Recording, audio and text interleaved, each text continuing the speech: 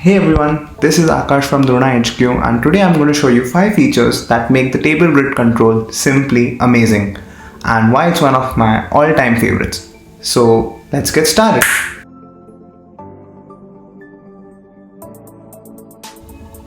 So the first thing I'm going to show you how to do is how to actually connect your data or data source to the table grid. And if you've ever used a table grid control before, you already know how to do this, because it's almost impossible to use the control without binding any data to it.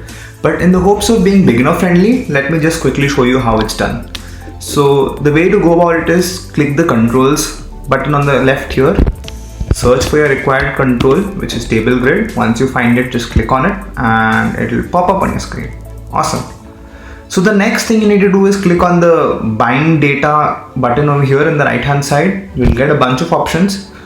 I'm going to use sheets in my case for a couple of reasons. A, because I already have a sample sheet with a lot of data in it. B, because it's quick and easy for me, and the purpose of this video is to show you the features of the table grid and not how to bind your data. So I'm just gonna go to the sheet section here and search my sheet, which is orders master. If I'm right, I found it. I click on it. Select the relevant columns I want to display on the table grid, which in my case I'm just going to choose all columns that make sense: name, phone number, product name, quantity, why not, status. Done. Now here you get an additional option to add filters and sorting. So let's just see how that looks here. So you get this tray here and you can select a column on which you want to apply a filter. So let's just say I want to apply a filter on quantity. And let's say I want to display all orders where the quantity is greater than say 5, and I want to sort my data in ascending order alphabetical wise, so I'll just choose the name. So let's save our filters and sorting, and you can see your formula has been saved successfully. And now when I click on preview to see what's happening, you can see that the data has been fetched successfully. And if you notice the name column, everything is arranged alphabetically because we sorted it that way. And if you notice the quantity column, you can see all the quantities retrieved are above 5. You can't find anything which is below 5. And it's retrieved 24 rows indicated by the number here. And our original data set contained about 40 plus rows. So you can see it's retrieved only those rows which have matched our filter criteria. So that's it. A couple of clicks and you're already good to go. The next feature we're going to look at is the quick filter feature, which I feel is one of the most underrated features of the table grid control. So to find it, you have to go to the properties section over here and scroll down a bit until you see this quick filter button over here, and you have to enable it, of course, for it to work. So once you enable it, you get a choice here where you have to choose the column on which you want to apply the quick filter to. So do note it only works on either a single status, a single select column, or a multi-select column. So I already have a single select column called status here, which I'm going to choose. And once I do that, I just have to ensure it's saved and preview it. So now you can see that the quick filter option has come below the search bar of the table grid, and if I select paid, I'll only get all those options which have been paid. And if I select refunded, I'll view all those orders which have been refunded, and so on and so forth.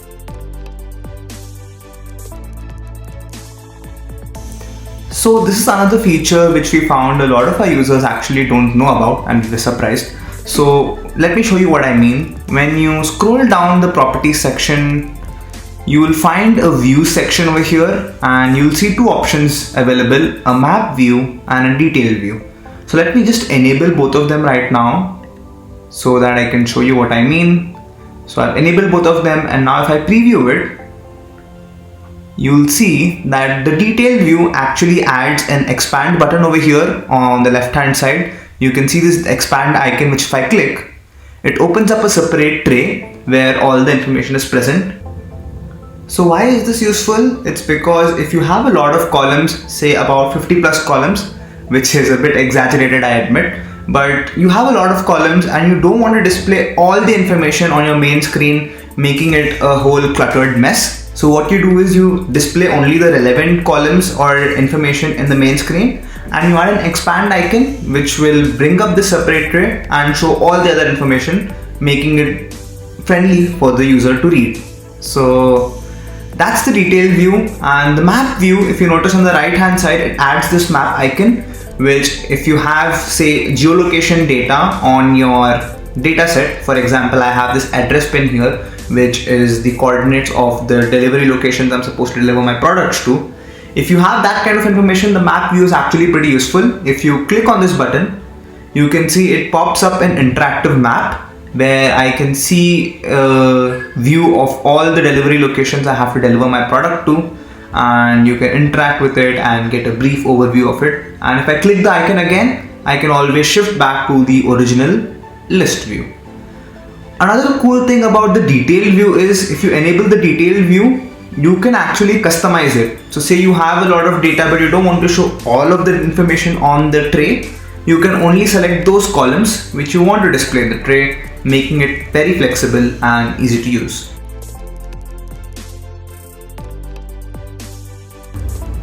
Pagination. So pagination is a feature which lets you split your data into, well, you guessed it, pages. So say you have a lot of data, again 1000 plus rows, and you're displaying all of them in a single screen. That makes it for an infinite scrolling experience, and it's a really bad UX in general. So this is where pagination comes in and lets you split your data into several pages to make it easier for the users to navigate through and look at all the data at a glance. So how do you enable it? You might have noticed it earlier if you were observant enough, but in the sheet section here, you automatically get an option to allow pagination over here. So if I click this button, then I get a limit and an offset option. Limit is the number of data you want to display per page, and offset is if you don't want to display the data from the beginning, and say you set an offset of 5, then it will start displaying the data from the 5th row onwards and so on. So I'm fine with 25. I'll just click on save formula and it should get saved. And if I now save my work and preview it, we should hopefully see the final changes. And you're right, you can see here it indicates 25, so only 25 rows are being displayed, and I can see 25 per page. And if I click on the second button to go to the next page, I can see my remaining 17 rows. One thing to note though is that when you apply pagination, the filters automatically get disabled.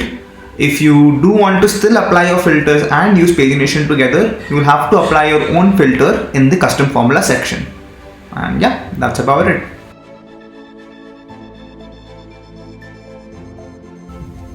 So the last feature I'm going to show is how to actually integrate the search bar to the table grid to make it functional, so that if the user searches for anything in the search bar, the table grid will automatically display the results accordingly. This is a must-have feature to make a good UX, right? You want to be able to provide this so that if there's a large amount of data, user can quickly search whatever he wants. So let's see how to do this. To do this, first you need to head over to the properties section and ensure that the search bar is enabled like shown here. If it's disabled, please click again to enable it. Once you've done this, go to the bind data section and head to the custom formula.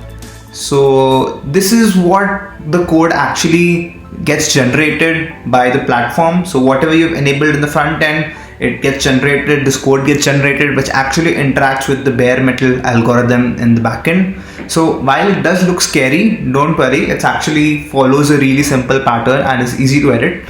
So this lookup is the standard formula which looks up the data from our sheets, which I've mentioned earlier, and all this is the columns it's looking up.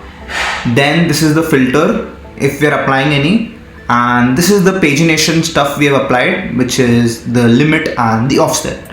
So to allow for search, we have to edit this filter section over here, which is left blank. So I'll remove this double quotes and I'm going to add my own filter here. So the first thing you need to mention is which column do you want to search on.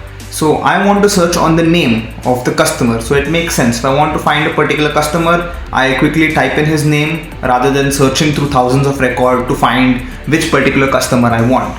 So I'm going to add the name. So what is my sheet name? It's orders master, and here in the suggestion I quickly get my name.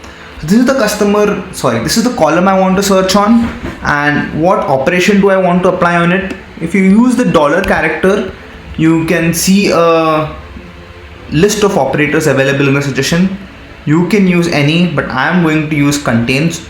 So if our name contains what's written in the search text, then it should display all those records. So how do I access the search text? I do Tablegrid dot properties, and if I start typing, I can see in the suggestions that tablegrid.properties.search text is there. I just have to type that, and it's as easy as that. That's it. If I do a save and validate, and it shows success, it works. Let me just save it and preview it right now to see if it works. So let's see, my pagination is enabled and I have a bunch of records displayed. So let's say I want to actually search for this customer over here, Actin. So if I go to the search bar and if I type Actin and press enter, it displays the correct record I'm looking for, which is Actin. So awesome, that's it. You've learned how to implement an amazing feature with a couple of clicks and buttons.